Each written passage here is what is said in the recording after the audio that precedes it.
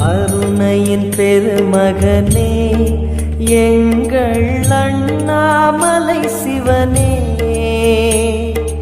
ஆடிய பாதத்தில் ஓரிடம் வேண்டும், ஆடிய பாதத்தில் ஓரிடம் வேண்டும். அருள்வாயீஸ்வரனே, அன்பே அருணாச்சல சிவனே.